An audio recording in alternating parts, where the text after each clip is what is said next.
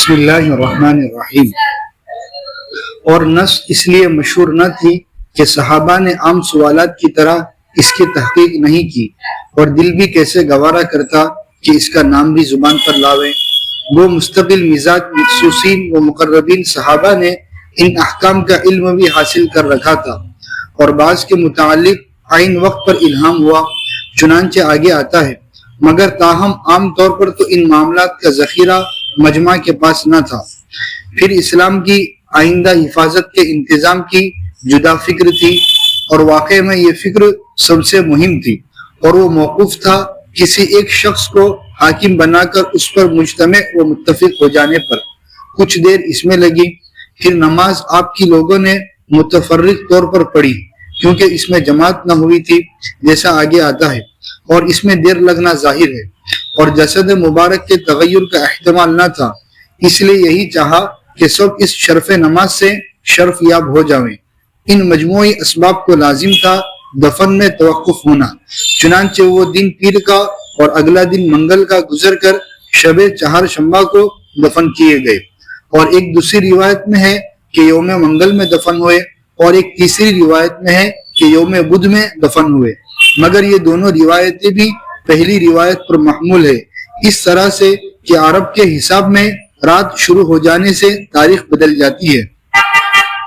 بس اس بنا پر منگل گزرنے کے بعد کی شب کو یوم بدھ کہہ دیا، اور بعض اہل عرف شروع رات کو تابع تاریخ گزشتہ کے سمجھا کرتے ہیں، بس اس بنا پر شب مذکور کو یوم منگل کہہ دیا۔ اور سچ تو یہ ہے کہ یہ واقعہ جیسا ہوش ربا تھا، اس پر نظر کرتے ہوئے تو آپ بہت ہی جلد دفن ہوئے، ورنہ مہینوں کا بھی توقف عجیب نہ تھا۔ اور صحابہ کا ایسی حالت میں یہ استقلال بھی حضور پرنور صلی اللہ علیہ وسلم کا ہی فیض صحبت و تربیت تھا، اور خشک مزاج خالی دماغ معترض کو اس کا کیا ذوق ہو سکتا ہے۔ بسم اللہ الرحمن الرحیم، الحمدللہ رب العالمین، والصلاة والسلام علی سید الانبیاء والمرسلین محمد وآلہ وصحبہ اجمعین، اما بعد۔ مصنف رحمۃ اللہ تعالیٰ علیہ نے یہاں پر ایک اشکال کا جواب دیا کہ حدیث پاک میں تو آتا ہے کہ میت کو جب تک کفن دفن ریڈی ہو جائے تو اس صورت میں فوراً اس کو دفن کر دینا چاہیے، تاخیر نہیں کرنی چاہیے۔ حضور اقدس صلی اللہ علیہ وسلم کے جنازے کے متعلق ہم غور کرتے ہیں تو اتنا تو معلوم ہے کہ حضور صلی اللہ علیہ وسلم کو پیر کے دن صبح کے بعد یعنی 9:30 بجے کے بعد انتقال ہو گیا، پھر پیر کا دن گزر گیا، پیر کی رات گزر گئی، منگل کا دن گزر گیا، اور پھر منگل کی جو رات آئی، بدھ کی رات جس کو کہتے ہیں، تو اس وقت حضور صلی اللہ علیہ وسلم کو دفن کیا گیا۔ اتنی تاخیر کی ضرورت کیا تھی؟ تو اس کے مختلف وجوہات تمہارے سامنے ذکر کیے گئے۔ ایک تو یہ کہ صحابہ کرام رضوان اللہ تعالیٰ علیہ مجمعین کو صدمہ اور حادثہ ایسا لگا تھا کہ جس سے فوراً نمٹنا ذرا مشکل تھا۔ پھر اس کے علاوہ حضور اقدس صلی اللہ علیہ وسلم کا معاملہ عام انسانوں کا معاملہ نہیں تھا، تخصیص کے ساتھ معاملہ تھا، اس وجہ سے بھی اس میں تاخیر ہونی تھی، ہو گئی۔ پھر اس کے علاوہ حضور اقدس صلی اللہ علیہ وسلم کا نائب کون بنے یہ بھی طے کرنا تھا، اور یہ پہلے سے کوئی سوچا سمجھے اسکیم نہیں تھی کہ تیاری ہو جاتی، اس وجہ سے ان ساری چیزوں میں تاخیر ہوتی چلی گئی۔ دوسرا جواب انہوں نے یہ دیا کہ بعض کتابوں میں دیکھو گے تو اس میں آئے گا کہ حضور صلی اللہ علیہ وسلم منگل کے بعد رات میں دفن ہوئے، بعض میں آتا ہے کہ بدھ کے دن دفن ہوئے۔ تو صحیح کیا ہے؟ تو کہ صحیح یہی ہے کہ حضور اقدس صلی اللہ علیہ وسلم کا انتقال ہوا ہے پیر کا دن گزرا پورا، اور پیر کا دن گزرنے کے بعد پھر جو رات آئی وہ منگل کی رات ہے، وہ منگل کی رات بھی گزری، منگل کی رات گزرنے کے بعد منگل کا دن بھی گزر گیا، اور منگل کے دن کے گزرنے کے بعد رات کو حضور صلی اللہ علیہ وسلم کو دفن کیے گئے۔ تو اس کی وجوہات تمہارے سامنے انہوں نے ابھی بتایا کہ ان چیزوں کی وجہ سے حضور صلی اللہ علیہ وسلم کی تدفین میں تاخیر ہوئی۔ دوسری بات یہ ہے کہ تدفین کا جو جلدی کرنے کا ہمیں حکم دیا گیا تھا، اس کی ایک وجہ یہ بھی ہے کہ روح کے نکلنے کے بعد بدن جو ہے بہت جلدی فساد کی طرف متوجہ ہوتا ہے، اور بہت ہی جلدی اس میں تغیر اور تبدل ہونا شروع ہو جاتا ہے۔ اسی وجہ سے بعض مرتبہ بدبو پھیل جاتی ہے، بعض مرتبہ پھول جاتا ہے، اس قسم کی چیزیں ہوتی ہے۔ حضور اقدس صلی اللہ علیہ وسلم کا جو بدن مبارک تھا، اس میں یہ شکل کا سوال ہی پیدا نہیں ہوتا تھا کہ حضور اقدس صلی اللہ علیہ وسلم کا بدن مبارک پھول جائے گا یا پھٹ جائے گا یا اس قسم کی چیز ہوگی۔ اس وجہ سے بھی اطمینان تھا کہ تغیر تبدل ہونے والا نہیں ہے۔ اور یہ چند چیزیں جو ابھی تمہارے سامنے پہلے ذکر کی، اس کا پہلے صاف ہو جانا ضروری تھا، اس کی وجہ سے اس میں تاخیر ہوئی۔ جی۔ اور بیہقی نے حضرت عائشہ رضی اللہ تعالیٰ عنہ سے روایت کیا ہے کہ جب آپ کو غسل دینا چاہا تو تحیر ہوا کہ آپ صلی اللہ علیہ وسلم کے کپڑے مثل اموات کے اتارے جاویں یا ماں کپڑوں کے غسل دے۔ جب اس میں اختلاف ہوا تو اللہ تعالیٰ نے ان پر نیند کو مسلط کیا اور گھر کے گوشے سے ایک کلام کرنے والے نے کلام کیا اور یہ نہ جانتے تھے کہ یہ کون ہے کہ ماں کپڑوں کے غسل دو، بس قمیص کے اوپر سے پانی ڈالتے تھے اور قمیص سمیت ملتے تھے۔ اور ابن سعد کی روایت میں ہے کہ اس وقت ایک تیز خوشبودار ہوا اٹھی اور پھر آپ کا کرتا نچوڑ دیا گیا، اور آپ کے کفن میں بہت سے اقوال ہیں۔ ترمذی نے حضرت عائشہ رضی اللہ تعالیٰ عنہ کی اس حدیث کو سب سے اصح کہا ہے کہ آپ کو 3 سفید یمانی کپڑوں میں کفن دیا گیا۔ حضور اقدس صلی اللہ علیہ وسلم کے غسل دینے کا مسئلہ تو تمہارے سامنے آ گیا کہ غسل دیتے وقت پہلے تو یہ طے ہوا کہ جیسے دوسرے کو بدن کھولا جاتا ہے اور پھر غسل دیا جاتا ہے، سطر چھپایا جاتا ہے، کیا حضور اقدس صلی اللہ علیہ وسلم کو اسی طرح غسل دیا جائے یا کیا کیا جائے؟ وہ کہا کہ نہیں، اس وقت مکان کے کونے سے آواز آئی کہ حضور اقدس صلی اللہ علیہ وسلم کو کپڑے سمیت ہی کیا کر دیا جائے، غسل دیا جائے۔ چنانچہ حضور اقدس صلی اللہ علیہ وسلم نے جو کپڑے پہنے تھے اسی کپڑے کے ساتھ حضور اقدس صلی اللہ علیہ وسلم کو پانی ڈالا گیا اور حضور اقدس صلی اللہ علیہ وسلم کا غسل دیا گیا۔ پھر اس کے بعد کہتا ہے ایک ہوا آئی ہے، جس ہوا کی وجہ سے وہ بھیگے ہوئے کپڑے جو تھے وہ سوکھ گئے، اور پھر اس کے بعد حضور اقدس صلی اللہ علیہ وسلم کو ان کپڑوں میں کفن دیا گیا۔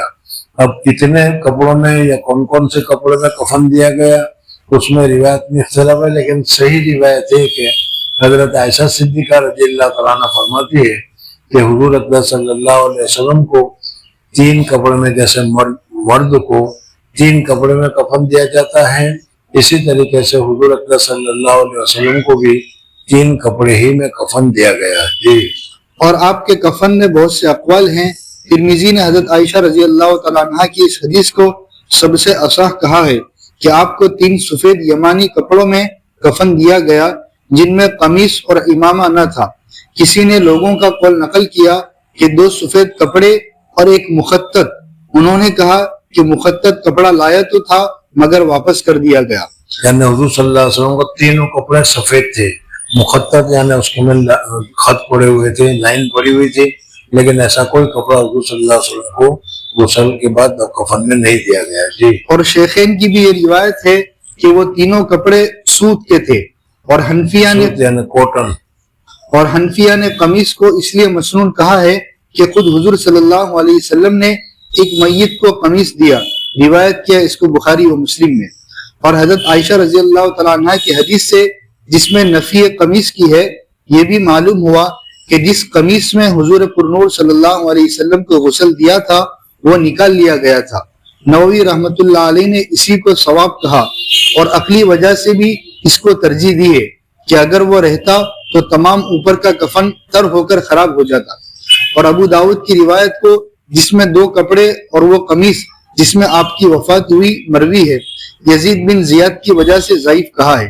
اور ابن ماجہ میں حضرت ابن عباس رضی اللہ تعالیٰ عنہما سے روایت ہے کہ جب آپ کا جنازہ تیار کر کے گھر میں رکھا گیا تو اول مردوں نے گروہ ہو کر نماز پڑھی، پھر عورتیں آئیں، پھر بچے آئے، اور اس نماز میں کوئی امام نہیں ہوا۔ پھر دفن میں کلام ہوا تو حضرت ابو بکر رضی اللہ تعالیٰ عنہ نے فرمایا، میں نے رسول اللہ صلی اللہ علیہ وسلم سے سنا ہے کہ اللہ تعالیٰ انبیاء کی روح اسی جگہ قبض کرتے ہیں جہاں وہ انبیاء دفن ہونا پسند کرتے ہیں۔ آپ کو اس جگہ دفن کرو جہاں آپ کا بستر تھا۔ روایت کیا اس کو ترمذی نے۔ اس سے یہ لازم نہیں آتا کہ ہر نبی کا مدفن ان کا محل وفات ہی ہو، بلکہ صرف محل وفات میں دفن کا محبوب ہونا ثابت ہوتا ہے، اور لوگ اپنے ارادے سے یا کسی عارض کی وجہ سے دوسری جگہ دفن کر دے تو اور بات ہے۔ اور حضرت ابو طلحہ رضی اللہ تعالیٰ عنہ نے آپ کی لحد کھودی اور قبر شریف میں 4 حضرات نے اتارا، حضرت علی، حضرت عباس اور 2 صاحبزادے حضرت عباس کے قسم اور فضل، اور آپ کی لحد 9 اینٹیں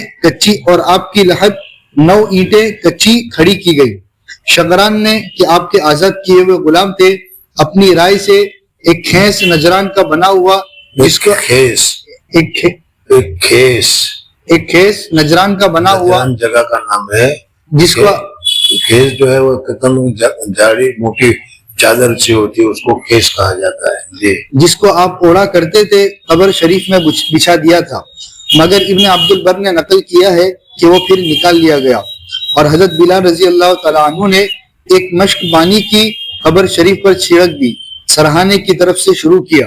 اور بخاری میں سفیان سے روایت یہ کیا ہے کہ انہوں نے آپ کی قبر شریف کوہان کی شکل کی دیکھی۔ اور دارمی نے حضرت انس رضی اللہ تعالیٰ عنہ سے روایت کیا ہے کہ میں نے آپ کی تشریف آوری مدینہ کے دن سے زیادہ کوئی دن احسن اور روشن تر، اور یوم وفات جس دن حضور صلی اللہ علیہ وسلم مدینہ منورہ تشریف لائے، مدینہ کی ساری چیزیں نورانی ہو گئی تھی، اور جس دن حضور صلی اللہ علیہ وسلم کا انتقال ہوا اس دن مدینہ میں سارا نور ختم ہو گیا تھا جی، اور یوم وفات سے زیادہ اقبح اور تاریک تر نہیں دیکھا۔ ترمذی نے ان سے روایت کیا ہے کہ جس روز حضور صلی اللہ علیہ وسلم مدینہ میں تشریف لائے ہیں اس کی ہر چیز روشن ہو گئی، اور جس روز آپ کی وفات ہوئی اس کی ہر چیز تاریک ہو گئی، اور ہنوز دفن کر کے مٹی سے ہاتھ بھی نہ جھاڑے تھے کہ اپنے قلوب میں ہم نے تغیر پایا۔ اس کا یہ مطلب نہیں کہ نعوذ باللہ ہمارے عقیدے یا عمل میں فرق آ گیا، بلکہ آپ کی قرب و صحبت و مشاہدے کی وجہ سے جو ہمارے دلوں میں ایک جوش، نورانیت، جذبہ تھا، وہ جذبہ کم ہو گیا، جو انوار خاص تھے وہ نہ رہے، اور شیخ کامل سے قرب و بعد میں تفاوت اب بھی مشاہد ہے۔ اور اب بھی یہ مشاہد ہے کہ اگر تم شیخ کامل کے پاس بیٹھو تو تمہارے دل میں ایک نورانیت، ایک قسم میں جوش، جذبہ وغیرہ آئے گا، اور کیا ہے جب شیخ نہ رہے تو پھر اس میں کمی آ جاتی ہے۔ تو حضور افضل صلی اللہ علیہ وسلم تو شیخ الشیوخ تھے، تو حضور صلی اللہ علیہ وسلم کے ہوتے ہوئے ایک نورانیت کا ہونا اور پھر اس میں نورانیت کا کمی ہو جانا عام بات ہے جی۔ اور قبر شریف کی زیارت میں صحیح حدیث آئی ہے، چنانچہ دار قطنی نے ابن عمر رضی اللہ تعالیٰ عنہ سے روایت کیا ہے کہ حضور صلی اللہ علیہ وسلم نے ارشاد فرمایا، من زار قبری وجبت له شفاعتی، اور عبدالحق نے اپنے احکام وسطی و صغرا میں اس کو روایت کر کے اس سے سکوت کیا، اور ان کا سکوت دلیل ہے اس کی صحت پر۔ اور معجم کبیر طبرانی میں ہے کہ حضور صلی اللہ علیہ وسلم نے ارشاد فرمایا، من جاءنی زائرا لا تحمله حاجتا الا زیارتی کان حقا علی ان اکون شفیعا له یوم القیامہ، یعنی اگر کوئی آدمی میرے قبر کی زیارت کے لیے آیا اور زیارت کے علاوہ کوئی دوسرا دنیاوی مقصد نہیں تھا تو میرے لیے اس کی سفارش کرنا واجب ہے، لازم ہے، ضروری ہے جی۔ اور متکلم فی حدیث اس باب میں کثیر ہے، اور تعدد طرق و تقوی بحدیث صحیحہ مذکورہ سابقہ ان کے ذوق کا جابر ہو سکتا ہے۔ یہ تو فتویٰ استدلال تھا، اور ذوق اس فتوے کو یہ کہہ کر قوی کرتا ہے، لیلہ عامریہ کی منزل پر کچھ توقف کرنا مجھ پر لازم ہے، تاکہ شوق مجھ کو مضمون لکھوائے اور آنسو لکھنے والا ہوں۔ اور میرا مذہب ہے گھروں سے محبت کرنا، گھر والوں کے علاقے سے، اور لوگوں کے اپنی محبوب چیزوں کے باب میں مختلف مذاہب ہیں۔ اور ایک حدیث میں جو وارد ہے، لا تشد الرحال الا الى ثلاثه مساجد، وہ سفر الى قبر شریف کی نہیں پر دلالت نہیں کرتی، کیونکہ یہاں استثناء مفرغ ہونے سے مستثنی منہ مقدر ہے، اور بوجہ متصل ہونے استثناء کے چونکہ اصل اس میں متصل ہے وہ مستثنی کی جنس سے ہوگا، اور جس قدر اقرب فی التجانس ہوگا وہ احق للتعیین ہوگا، اور جن سے قریب مساجد ثلاثہ کی ظاہر ہے کہ مفہوم مسجد ہے، پس تقدیر اس طرح ہوگی لا تشد الرحال الى مساجد الا الى ثلاثه مساجد. اس یعنی مسجدوں کو دیکھنے کے لیے مت جاؤ. اگر مسجد کو دیکھنا ہی ہے تو 3 مسجد کو دیکھنے کے لیے جا سکتے ہو: کعبہ شریف، بیت المقدس اور مسجد نبوی. اس صورت میں مطلقاً مشاہدہ و مقابر کی طرف سفر کرنا حدیث مذکور میں مسکوت عنہ ہوگا اور نہیں پر دال نہ ہوگا. اور تائید اس کی ایک صریح حدیث سے ہوتی ہے جس کو مولانا مفتی صدر الدین خان دہلوی مرحوم و مغفور نے اپنے رسالہ منتہی المقال میں اس طرح نقل کیا ہے: فی مسند احمد عن ابی سعید الخدری رضی اللہ تعالیٰ عنہ قال قال رسول اللہ صلی اللہ علیہ وسلم لا ينبغي للمرء ان يشد رحاله الى مسجد ينبغي فيه الصلاة غیر المسجد الحرام والمسجد الاقصى ومسجد هذا. اور معنی اس کے یہ ہیں کہ دوسری مساجد کی طرف جن میں کہ تضاعف ثواب کا وعدہ نہیں ہے، اس نیت سے سفر کرنا کہ وہاں نماز پڑھنے سے زیادہ ثواب ہوگا. تقول علی الشارع ہے، اس لیے منہی ہے، اور مقابر خاصہ میں برکات خاصہ ثابت ہے. پھر زور القبور بھی اطلاق اذن ہے، البتہ شرط ضرور یہ ہے کہ اور مفاسد لازم نہ آئے. خوب سمجھ لو. یا رسول اللہ، آپ ہمارے امیدگاہ تھے اور آپ ہم پر شفیق تھے اور سخت نہ تھے، اور آپ رحیم اور ہادی اور تعلیم فرمانے والے تھے. جس کو رونا ہو آج آپ پر روئے. رسول اللہ صلی اللہ علیہ وسلم پر فدا ہو میری ماں اور خالہ اور چچا اور ماموں، پھر میری جان اور مال. سو اگر پروردگار عالم ہمارے نبی کو باقی رکھتا تو ہم سعادت اندوز ہوتے، لیکن اس کا حکم نافذ ہونے والا ہے. آپ پر اللہ تعالیٰ کی طرف سے تحیت ہو اور آپ جنات عدن میں راضی ہو کر داخل کیے جاؤں. فصل 28ویں آپ کے عالم برزخ میں تشریف رکھنے کے متعلق بعض احوال و فضائل میں. پہلی روایت، حضور اکرم صلی اللہ علیہ وسلم کا انتقال ہو گیا. اب اس انتقال سے لے کر قیامت کے پہلے سور پھونکنے تک کا جو زمانہ ہے اس کو عالم برزخ سے تعبیر کیا جاتا ہے. آدمی اس وقت دنیا میں نہیں رہتا، اس کی باڈی جو ہوتی ہے وہ دنیا میں رہتی ہے، اور پھر باڈی کو دفن کرنے کے بعد وہ باڈی پھر مٹی میں مل جاتی ہے، اور روح کو اللہ تبارک و تعالیٰ عالم بالا میں لے جاتے ہیں. اچھی روح ہو یا بری روح ہو تو دونوں کی جگہیں الگ الگ ہیں. پھر وہ اچھی روح ہو گئی تو ملائے اعلیٰ میں ان کو جگہ ملتی ہے، اور بری روح ہو تو سجین میں اس کو جگہ دی جاتی ہے، اور یہ قیامت تک کے لیے رہے گا. حضور اکرم صلی اللہ علیہ وسلم کا انتقال ہماری طرح نہیں تھا. ہمارے طرح حکم حضور صلی اللہ علیہ وسلم کو نہیں ملے گا، بلکہ حضور اکرم صلی اللہ علیہ وسلم اس دنیا سے تشریف لے گئے اور آخرت میں عالم برزخ میں گئے. بس صرف جانا ہی ہوا. باقی حضور اکرم صلی اللہ علیہ وسلم کا جسم اطہر بالکل صحیح سالم ہے، اور جس طریقے سے شہیدوں کو کھانا کھلایا جاتا ہے، کھانا دیا جاتا ہے، اسی طریقے سے حضور اکرم صلی اللہ علیہ وسلم کو بھی عالم برزخ میں کھانا ملتا ہے. اور حضور اکرم صلی اللہ علیہ وسلم دنیا میں جس طریقے سے رہتے تھے ساری چیزیں ہوتی ہے. حضور اکرم صلی اللہ علیہ وسلم کی فیض اور کیا ہے نورانیت وغیرہ بھی ملتی رہتی ہے. آپ حضرات یہ سارا کچھ جانتے ہیں. تو گویا کہ حضور صلی اللہ علیہ وسلم نے صرف کیا ہے دنیا سے پردہ کیا ہے. آج بھی قبر میں حضور اکرم صلی اللہ علیہ وسلم زندہ ہے، موجود ہے.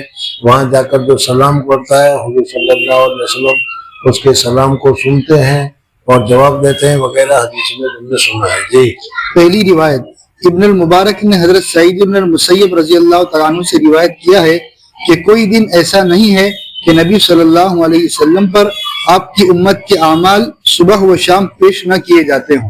یہ پہلی بات. جب حضور صلی اللہ علیہ وسلم بدن مبارک کے ساتھ جسمانیت کے ساتھ قبر میں موجود ہے، اس کی دلیل بتا رہے ہیں کہ حضور صلی اللہ علیہ وسلم کو روزانہ اپنی امت کا نامہ اعمال پیش کیا جاتا ہے کہ آج انہوں نے اتنی نیکیاں کی، اتنی برائیاں کی وغیرہ وغیرہ.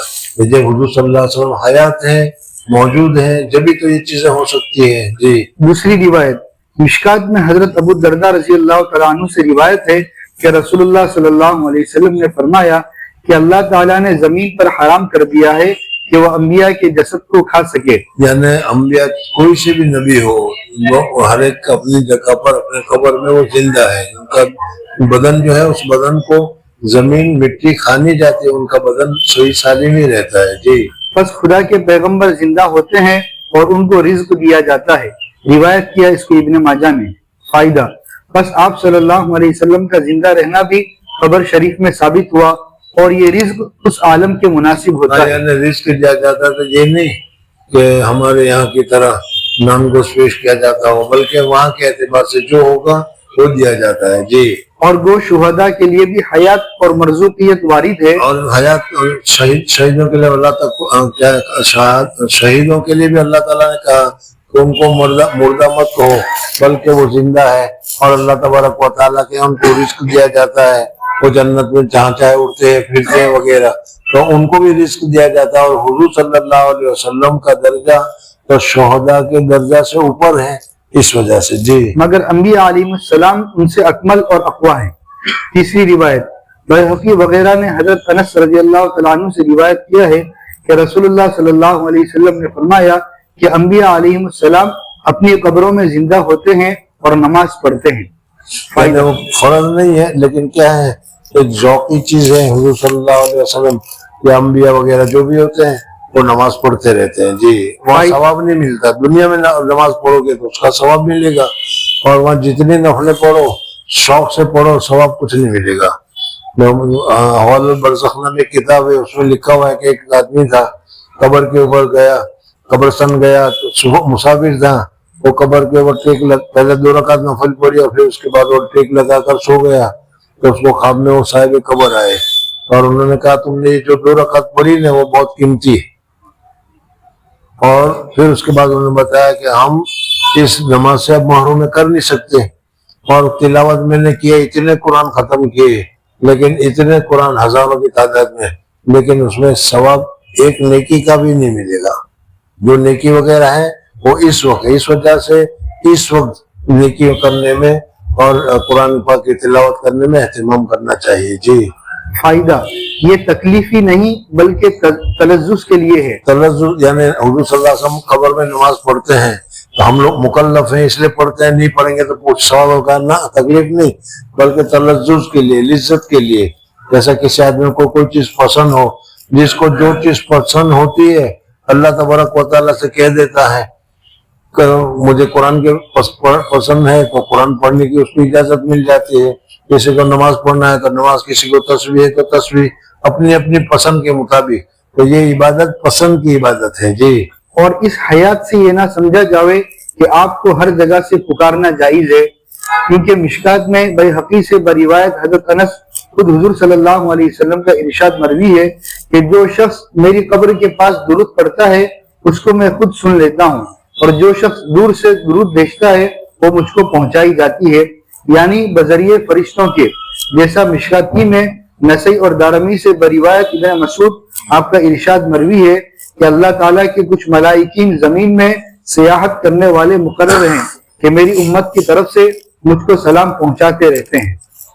چوتھی روایت: مشکات میں نبیہ بن وہب سے روایت ہے کہ کعب احبار حضرت عائشہ کے پاس آئے اور حاضرین نے حضور صلی اللہ علیہ وسلم کا ذکر کیا تو حضرت کعب نے کہا کہ کوئی دن ایسا نہیں آتا جس میں 70,000 فرشتے نہ آتے ہوں، یہاں تک کہ رسول اللہ کی قبر شریف کو بازو مارتے ہوئے احاطہ کر لیتے ہیں اور آپ پر درود پڑھتے ہیں، یہاں تک کہ جب شام ہوتی ہے وہ آسمان پر چڑھ جاتے ہیں اور دوسرے فرشتے اسی طرح اور اترتے ہیں. کعب بن احبار رضی اللہ تعالیٰ عنہ صحابی ہے لیکن یہودی ہے، تو انہوں نے کہا کہ حضور صلی اللہ علیہ وسلم کی قبر مبارک پر 70,000 فرشتے صبح کو، 70,000 فرشتے شام کو آ کر حضور صلی اللہ علیہ وسلم کی خدمت میں درود پیش کرتے ہیں. جی اور ایسا ہی کرتے رہتے ہیں یہاں تک کہ جب قیامت کے دن زمین قبر کی شق ہوگی تو آپ 70,000 فرشتوں کے ساتھ باہر تشریف لاویں گے اور وہ آپ کو لے چلیں گے. روایت کیا اس کو دارمی نے. فائدہ: اس سے آپ صلی اللہ علیہ وسلم کا شرف عظیم برزخ میں ظاہر ہے. پانچویں روایت: مشکات میں ابو داؤد و بیہقی سے بروایت ابو ہریرہ رضی اللہ تعالیٰ عنہ ارشاد نبوی نقل کیا ہے کہ جو شخص مجھ پر سلام بھیجتا ہے اللہ تعالیٰ مجھ پر میری روح کو واپس کر دیتا ہے یہاں تک کہ میں اس کے سلام کا جواب دیتا ہوں.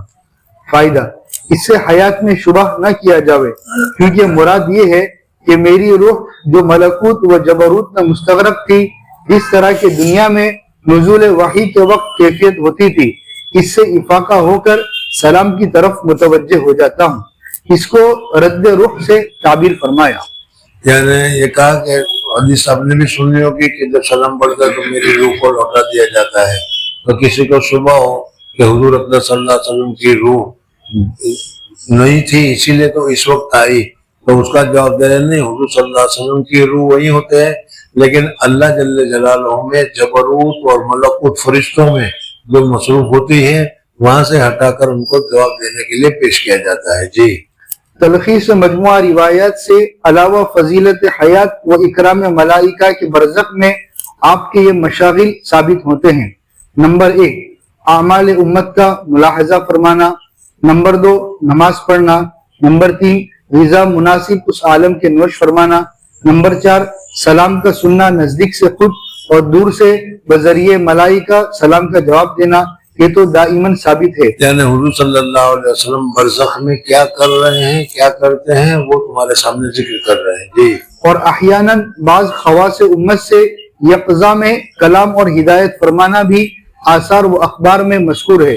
اور یعنی حضرت فرماتے ہیں کہ یہ تو عوام کے لیے ہے، لیکن جو مشائخ کرام ہے، اکابرین ہیں، بزرگان دین ہے، جب وہ کیا ہے مراقبہ وغیرہ کرتے ہیں تو حضور اقدس صلی اللہ علیہ وسلم ان کی روحانی طور پر اصلاح یا روحانی طور پر نعمت سے بھی نوازتے ہیں۔ جی اور حالت رؤیا و کشف میں تو ایسے واقعات حصر و احساس سے متجاوز ہیں۔ یعنی لوگوں کو جو خواب آتے ہیں اور خواب میں جو چیزیں آتی ہیں وہ تو اس سے زیادہ ظاہر ہے۔ جی اور ان مشاغل کے ایک وقت میں اجتماع سے تزاحم کا وسوسہ نہ کیا جاوے، کیونکہ برزخ میں روح کو پھر خصوصاً روح مبارک کو بہت وسعت ہوتی ہے، مگر اس وسعت سے امور غیر ثابتہ بالدلیل صحیح یعنی منفی یا مسکوت عنہا کو ثابت یا ثابت احیاناً کو ثابت بالدوام ماننا جائز نہیں ہوگا۔ کیا وہ میری سمجھ میں نہیں آیا؟ مختلف جو اعمال آئے تو ایک وقت میں کس طرح کرتے ہیں؟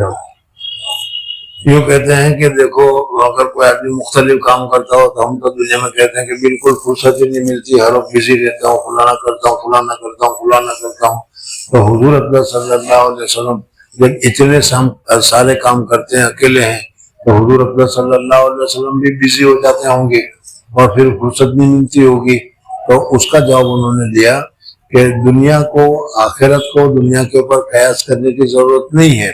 وہاں جو روح ہوتی ہے ان کو بہت زیادہ سہولتیں، بہت ہی زیادہ راحتیں ان کو ملتی ہے، اس وجہ سے دنیا میں ہم 24 گھنٹے میں تھک جاتے ہیں، اس طریقے سے وہاں نہیں ہوتا۔ جی میں قسم کھاتا ہوں کہ آپ کے پاس مزار شریف پر کوئی شکستہ حال دعا کے لیے عرض کرنے کو نہیں پہنچا مگر کہ اس کی شکستگی کی اصلاح ہو گئی، اس طرح سے کہ حیات برزخیہ کے سبب آپ نے سن کر دعا فرمائی وہ کامیاب ہو گیا، اور نہ کسی پناہ لینے والے نے یعنی حضور اقدس صلی اللہ علیہ وسلم کے پاس مدینہ منورہ جو لوگ جاتے ہیں، مزار مقدس پر جاتے ہیں، وہاں جا کر دعا کرتے ہیں، اللہ تبارک و تعالیٰ ان کی دعاؤں کو قبول کرتے ہیں، ان کی دعاؤں کے برابر ان کی جو پریشانی ہے وہ پریشانیوں کو اللہ تبارک و تعالیٰ دور کرتے ہیں۔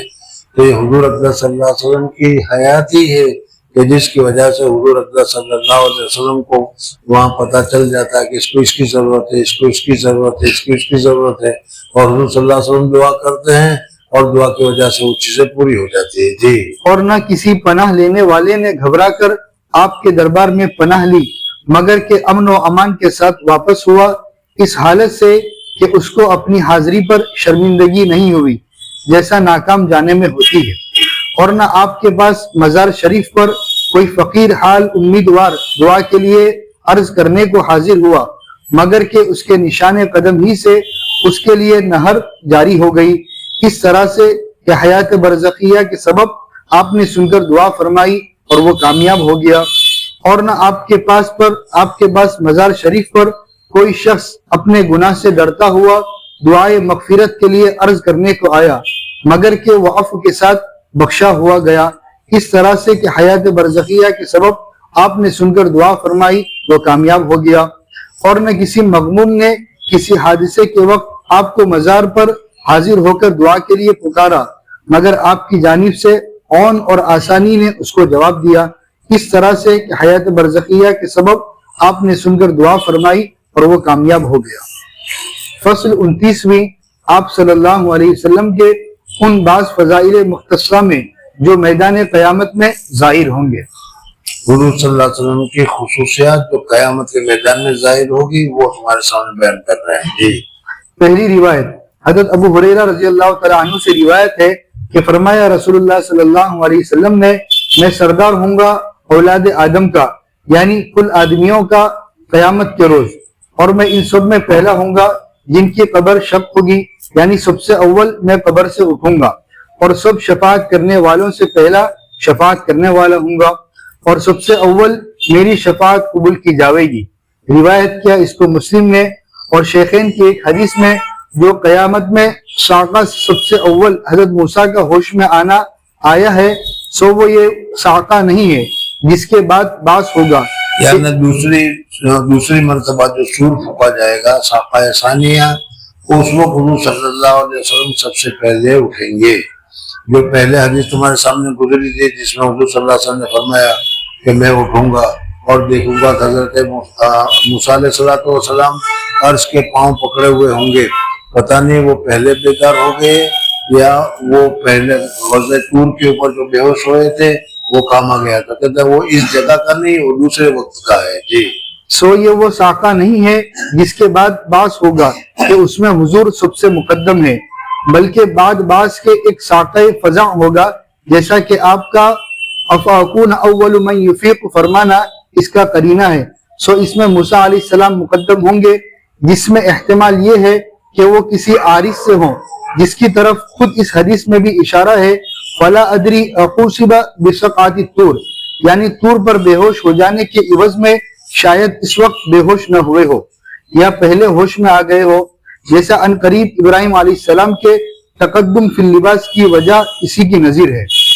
دوسری روایت حضرت انس سے روایت کیا ہے، فرمایا رسول اللہ صلی اللہ علیہ وسلم نے، میں سب پیغمبروں سے زیادہ ہوں گا اس بات میں کہ میرے تابع قیامت کے روز زیادہ ہوں گے، اور میں سب سے اول دروازے تمام انبیاء میں سب سے زیادہ ماننے والے، سب سے زیادہ امتی حضور اقدس صلی اللہ علیہ وسلم کے ہوں گے، اور اسی وجہ سے ایک حدیث میں بتایا گیا ہے کہ آدھی جنت حضور اقدس صلی اللہ علیہ وسلم کے امتیوں سے بھری ہوئی ہوگی۔ جی اور میں سب سے اول دروازے بہشت کھٹکھٹاؤں گا، روایت کیا اس کو مسلم نے۔ تیسری روایت مواہب میں ابن زنجویہ سے روایت کثیر بن مرہ حضرمی نے روایت کی ہے کہ ارشاد فرمایا رسول اللہ صلی اللہ علیہ وسلم نے کہ میں قیامت کے روز براق پر ہوں گا، اور تمام انبیاء میں سے اس روز میں اس کے ساتھ مختص ہوں گا، یعنی صرف براق سواری میرے پاس ہی ہوگی اور کسی کے پاس نہیں ہوگی۔ جی چوتھی روایت حضرت جابر رضی اللہ تعالیٰ عنہ سے ایک حدیث میں جس میں خصائص کا ذکر ہے، یہ جملہ بھی حضور صلی اللہ علیہ وسلم کا ارشاد فرمایا ہوا مروی ہے کہ مجھ کو شفاعت کبریٰ عطا کی گئی جو تمام عالم کے واسطے فصل حساب کے لیے ہوگی، اور وہ آپ ہی کے ساتھ مخصوص ہے۔ کیا ہوا؟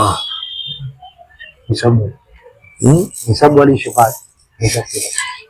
یعنی حضور اقدس صلی اللہ علیہ وسلم فرماتے ہیں کہ اللہ جل جلالہ نے مجھے شفاعت کبریٰ اور شفاعت صغریٰ، دو چیزیں ہیں، صغریٰ یعنی چھوٹی شفاعت، ایک دوسرے کی سفارت، ایک دوسرے کے سوائے کرے کا، اس نے مجھے وضو کا پانی دیا تھا، اس نے مجھے جوتا دیا تھا وغیرہ، اس وجہ سے سفارش، یہ سفارت شکرہ ہے، اور ایک ہے سفارت کبریٰ کہ سب کے لیے سفارش ہوگی۔ وہ جیسے پہلے بتایا گیا تھا کہ پریشان ہوں گے لوگ کہ ہمارا حساب کتاب شروع ہو جائے، اور حضور اقدس صلی اللہ علیہ وسلم مقام میں محمود پر ہوں گے، اور پھر حضور صلی اللہ علیہ وسلم سجدے میں جائیں گے اور سجدے میں تسبیحات پڑھیں گے، اور تسبیحات کے بعد اللہ تعالیٰ کہے گا کہ اٹھاؤ ارفع یا محمد سل توتا، مانگ، کیا مانگتے ہو تم؟ یہ صفات کبریٰ ہے۔ جی پانچویں روایت حضرت ابو سعید رضی اللہ تعالیٰ عنہ سے من جملہ خصائص محمد صلی اللہ علیہ وسلم کا یہ ارشاد بھی ہے کہ میرے ہاتھ میں قیامت کے روز لیوا جھنڈا ہوگا، لواء الحمد ہوگا، اور میں فخر کی راہ سے نہیں کہتا، اور جتنے نبی ہیں آدم بھی اور ان کے سوا اور بھی وہ سب میرے پاس لیوا کے نیچے ہوں گے۔ روایت کیا اس کو ترمذی نے۔ چھٹی روایت حضرت جابر رضی اللہ عنہ سے روایت ہے کہ ارشاد فرمایا رسول اللہ صلی اللہ علیہ وسلم نے کہ میں سب سے پہلے قبر سے نکلوں گا جب لوگ مبعوث ہوں گے اور میں ان کا پیشرو ہوں گا، جب حق تعالیٰ کی پیشی میں آویں گے اور میں ان کی طرف سے شفاعت کے لیے بات چیت کروں گا جب وہ خاموش ہوں گے، اور ان سب میں مجھ سے شفاعت کے لیے درخواست کی جاوے گی جب وہ موقف میں حساب سے محبوس کیے جاویں گے، روک لیے جائیں گے، اور میں ان کا بشارت دینے والا ہوں گا جب وہ نا امید ہو جاویں گے، اور کرامت اور ہر خیر کی کنجیاں اس دن میرے ہاتھ میں ہوگی، اور لیواء الحمد اس روز میرے ہاتھ میں ہوگا، اور میں اپنے رب کے نزدیک تمام بنی آدم سے زیادہ مکرم ہوں گا۔ 1000 خادم میرے اکرام و خدمت کے لیے میرے پاس آمد و رفت کریں گے، اور ایسے حسین ہوں گے کہ گویا کہ وہ بیضے ہیں جو غبار وغیرہ سے محفوظ ہوں، یا موتی ہیں جو بکھرے پڑے ہوں۔ روایت کیا اس کو ترمذی اور دارمی نے۔ فائدہ اور فصل سابق کی چوتھی روایت میں قبر شریف سے نکلنے کے وقت 70,000 فرشتوں کا آپ کے جلو میں ہونا مذکور ہو چکا ہے۔ یعنی کہ جب قبر کھلے گی تو اس وقت روزانہ صبح شام جو فرشتے 70,000 مرتبہ سلام پیش کرنے کے لیے آتے ہیں، تو جس وقت قبر کھلے گی اس وقت 70,000 ہوں گے، تو حضور صلی اللہ علیہ وسلم قبر سے ہی 70,000 فرشتوں کے ساتھ اٹھیں گے۔ 7ویں روایت حضرت ابو ہریرہ رضی اللہ عنہ سے روایت ہے کہ رسول اللہ صلی اللہ علیہ وسلم نے بعد انشقاق ارض کی حالت کی نسبت فرمایا کہ مجھ کو جنت کے جوڑوں میں سے ایک جوڑا پہنایا جاوے گا، پھر میں عرش کی داہنی طرف کھڑا ہوں گا کہ کوئی شخص خلائق میں سے بجز میرے اس مقام پر کھڑا نہ ہوگا۔ روایت کیا اس کو ترمذی نے۔ فائدہ لمحات میں ہے کہ غالباً یہ مقام محمود ہے، اور ایک تفسیر مقام محمود کی ابن مسعود و مجاہد سے آپ کا عرش پر بٹھلایا جانا، اور ایک تفسیر ابن عباس سے کرسی پر بٹھلایا جانا مواہب میں ما لہو وما علیہ وارد ہے، اور ابن مسعود کی حدیث میں جس کو دارمی نے روایت کیا ہے جو یہ آیا ہے کہ مجھ کو ابراہیم علیہ السلام کے بعد لباس پہنایا جائے گا، تو خود اس حدیث میں غور کرنے سے معلوم ہوتا ہے کہ وہ قبر سے نکلنے کے وقت نہیں ہے بلکہ میدان قیامت کا ذکر ہے۔ چنانچہ اس میں ہے وَيُجَاءُكُمْ بِهِ خُفَاتٍ، پس تطبیق اس طرح ہوئی کہ ایک لباس تو قبر سے نکلنے کے قبل پہنایا جاوے گا جس میں حضور صلی اللہ علیہ وسلم مقدم ہے، اور ایک لباس قبر سے نکلنے کے بعد پہنایا جاوے گا جس میں حضرت ابراہیم علیہ السلام مقدم ہوں گے، جس کی وجہ شاید یہ ہے کہ ان کو بقول مؤرخین نمرود نے آگ میں زائد کپڑے اتار کر ڈالا تھا، اس کا یہ صلہ ہو۔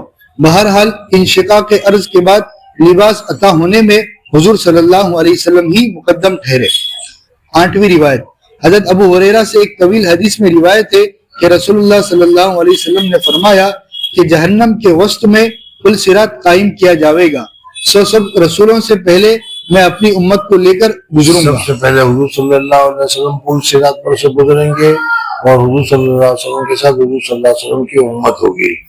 9ویں روایت حضرت سمورہ رضی اللہ عنہ سے روایت ہے کہ فرمایا رسول اللہ صلی اللہ علیہ وسلم نے کہ ہر نبی کا ایک حوض ہوگا، اور وہ سب اس کا فخر کریں گے کہ کس کے حوض پر لوگ زیادہ آتے ہیں، اور مجھ کو امید ہے کہ میرے حوض پر لوگ زیادہ آویں گے کیونکہ میری امت زیادہ ہوگی۔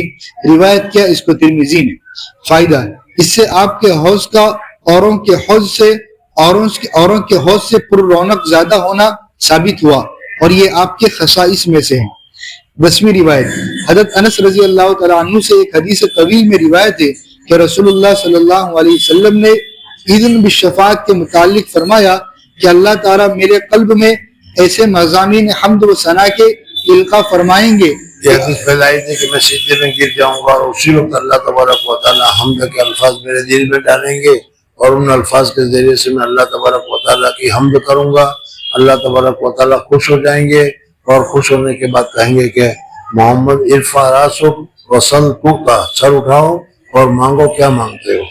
اللہ تعالیٰ میرے قلب میں ایسے مضامین حمد و ثنا کے القاء فرمائیں گے کہ اب میرے ذہن میں حاضر نہیں۔ روایت کیا اس کو بخاری و مسلم میں۔ فائدہ یہ علمی فضیلت آپ کی اس روز ظاہر ہوگی کہ ذات یعنی حضور صلی اللہ علیہ وسلم کو اللہ جل جلالہ خاص الفاظ حمد کے عطا کریں گے جو صرف حضور صلی اللہ علیہ وسلم ہی جانتے ہوں گے اور کوئی نہیں جانتا ہوگا. یہ آپ کی بہت بڑی فضیلت ہوئی. یہ علمی فضیلت آپ کی اس روز ظاہر ہوگی کہ ذات و صفات کے متعلق ایسے وسیع معلومات کے ساتھ آپ خاص ہوں گے. یہ سب حدیث بجز تیسری روایت کے مشکات میں ہے.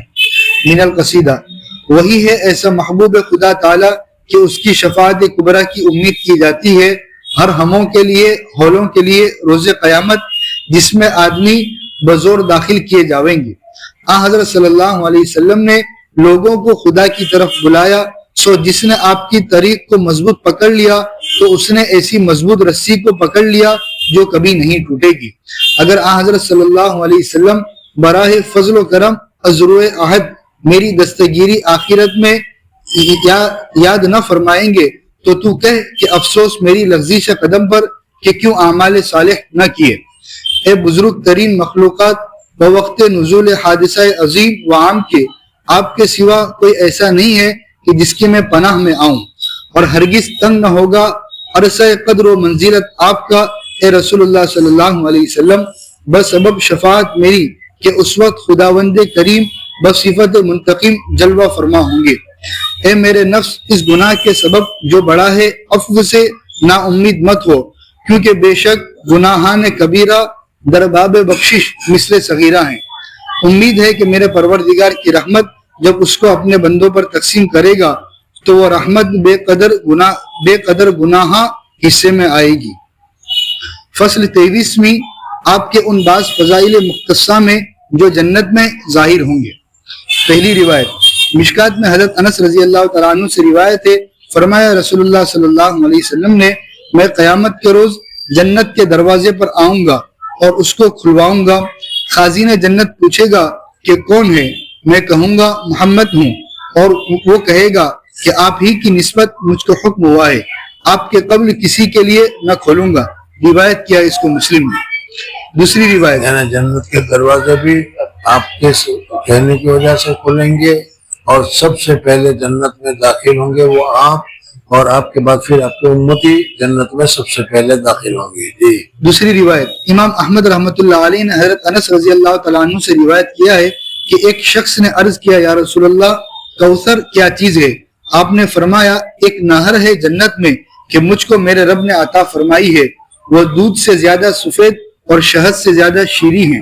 اور بخاری کی روایت میں حضرت عائشہ رضی اللہ تعالیٰ عنہ سے روایت ہے کہ آپ نے یہ بھی فرمایا کہ اس کے دونوں کناروں پر مجوف موتی ہیں، اس میں برتن پانی پینے کے لیے اس قدر بڑے ہیں کہ جتنے ستارے.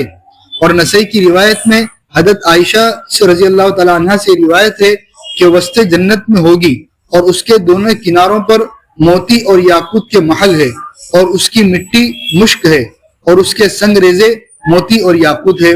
اور احمد اور ابن ماجہ و ترمذی کی روایت میں ابن عمر رضی اللہ تعالیٰ عنہما سے اس طرح ہے کہ رسول اللہ صلی اللہ علیہ وسلم نے فرمایا کہ کوثر ایک نہر ہے جنت میں، اس کے دونوں کنارے سونے کے ہیں اور پانی موتی پر چلتا ہے.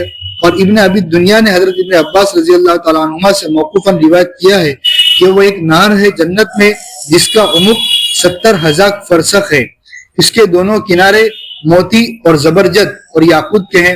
اللہ تعالیٰ نے اپنے نبی صلی اللہ علیہ وسلم کو اور انبیاء کے قبل اس کے ساتھ خاص فرمایا ہے.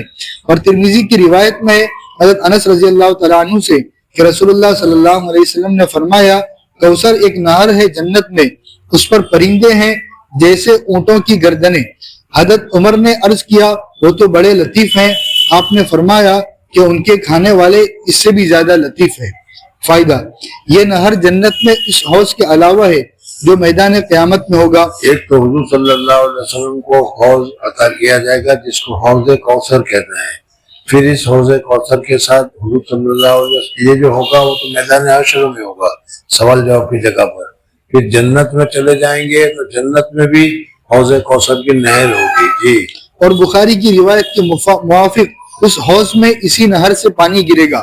اور مسلم کی روایت کے موافق 2 پرنالوں سے کہ ایک چاندی کا اور ایک سونے کا ہوگا، جنت کا پانی اس حوض میں پہنچے گا. مجموعہ روایت شیخین سے ان پرنالوں سے اسی نہر کا پانی جانا ثابت ہو جاتا ہے. اور ان سب روایت کے مجموعے سے چند صفات فاضلہ اس نہر کی اور خاص ہونا اس کا حضور صلی اللہ علیہ وسلم کے ساتھ یہ سب واضح یعنی ہوتا ہے۔ حضور صلی اللہ علیہ وسلم کو خصوصیت کے ساتھ یہ چیز دی گئی، تو گویا کہ حضور صلی اللہ علیہ وسلم جنت میں بھی اعلیٰ درجہ ہے، خصوصیت کے حامل ہے، اور جو مقام جو چیزیں حضور صلی اللہ علیہ وسلم کے پاس ہیں دوسرے انبیاء کے پاس، دوسرے لوگوں کے پاس نہیں ہے۔ جی تیسری روایت مسلم نے حضرت عبداللہ بن عمرو بن عاص رضی اللہ تعالیٰ عنہ سے روایت کیا ہے کہ رسول اللہ صلی اللہ علیہ وسلم نے فرمایا کہ جب تم مؤذن کی اذان سنا کرو تو جو وہ کہا کرے تم بھی کہا کرو، یعنی اذان کا جواب دیا کرو، وہ کہے اللہ اکبر تو تم بھی کہو اللہ اکبر، وہ کہے اشہد ان لا الہ الا اللہ تو تم بھی کہو اشہد ان لا الہ الا اللہ۔ جی پھر مجھ پر درود بھیجا کرو، کیونکہ جو شخص مجھ پر ایک درود بھیجتا ہے اس پر اللہ تعالیٰ 10 رحمتیں بھیجتا ہے۔ پھر میرے لیے وسیلے کی دعا کیا کرو، اور وہ وسیلہ جنت میں ایک درجہ ہے کہ تمام بندگان خدا میں سے اس کا مستحق ایک ہی آدمی کو ملے گا مقام محمود، اور وہ دعا جو اذان کے بعد کہی جاتی ہے وہ دعا مانگنے کو کہا جائے، اور آپ لوگوں کو بھی کئی مرتبہ کہا کہ ہر اذان کے بعد کم سے کم ایک مرتبہ ہمیں یہ دعا پڑھ لینی چاہیے۔ گزشتہ کل مغرب کی اذان سن کر کس نے یہ دعا پڑھنے سے بھول گیا تھا؟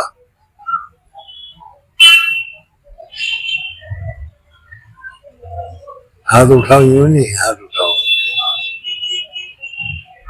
گزشتہ کل مغرب کی اذان سن کر یہ دعا کس نے نہیں پڑھی تھی؟ کس نے پڑھی تھی؟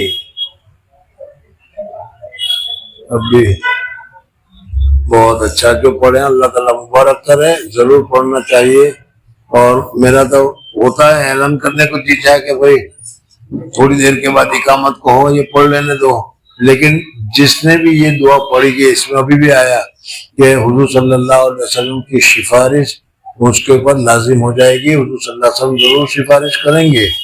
اور میں نے کہا تھا کہ حضور صلی اللہ علیہ وسلم کو یہ جو دعا میں ہم مانگتے ہیں آتے مقام محمودہ، کہ حضور صلی اللہ علیہ وسلم کو مقام محمود عطا کر، وہ میری اور تمہاری دعا پر موقوف نہیں ہے، وہ تو حضور صلی اللہ علیہ وسلم کو ملنے ہی والا ہے، ہمیں تو انگلی کٹا کے شہیدوں میں داخل ہونے کا موقع مل رہا ہے کہ ہماری دعا کی وجہ سے حضور صلی اللہ علیہ وسلم کو یہ ملا۔ جی اور وہ وسیلہ جنت میں ایک درجہ ہے کہ تمام بندگان خدا میں سے اس کا مستحق ایک ہی بندہ ہے، اور اللہ تعالیٰ سے امید ہے کہ وہ بندہ میں ہی ہوں گا، سو جو شخص میرے لیے وسیلے کی دعا کرے گا اس کے لیے میری شفاعت واقع ہوگی۔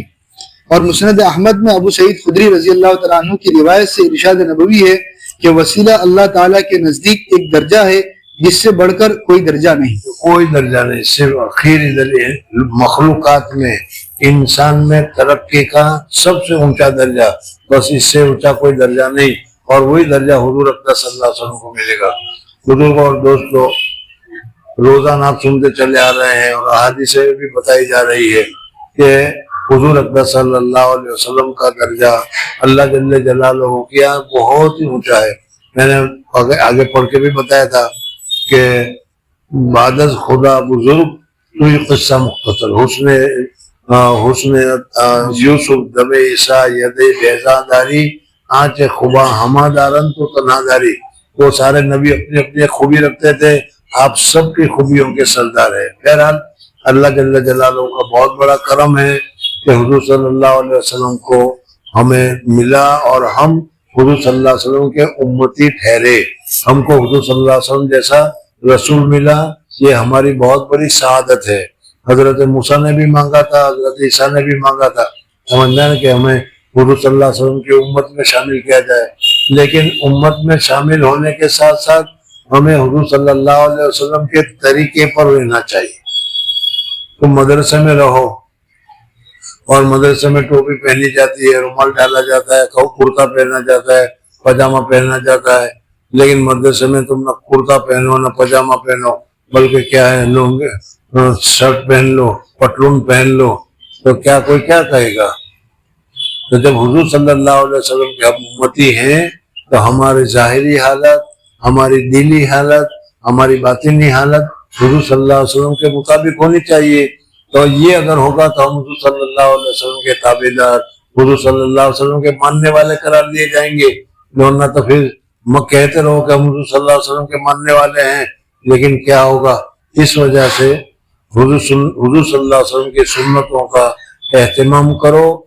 بعض مرتبہ وہ شرم بھی آتی ہے مجھے، لیکن اس وجہ سے کہ تم کو عادت ہو جائے، میں کہتا ہوں کہ بھائی ذرا ہاتھ اٹھا کے بتاؤ کس نے نہیں کیا. شرم میں ڈالنا تو مقصود نہیں ہوتا، لیکن آدمی کو ذرا سا رہ جائے کب میں ایسا نہیں کروں گا، تاکہ سنت کی تابعداری ہو جائے. تو اب اس وقت آج کی مجلس ہمیں بتایا گیا کہ مغرب کے بعد یا اسی طریقے سے 5 نماز اذانیں ہوتی ہے تو اس وقت حضور صلی اللہ علیہ وسلم کے لیے ایک تھوڑی سی دعا کر لو، ہمارے لیے کتنی بڑی سعادت حاصل ہو جائے گی. اللہ تعالیٰ مجھے بھی اور آپ حضرات کو بھی یہ سعادت نصیب فرمائے.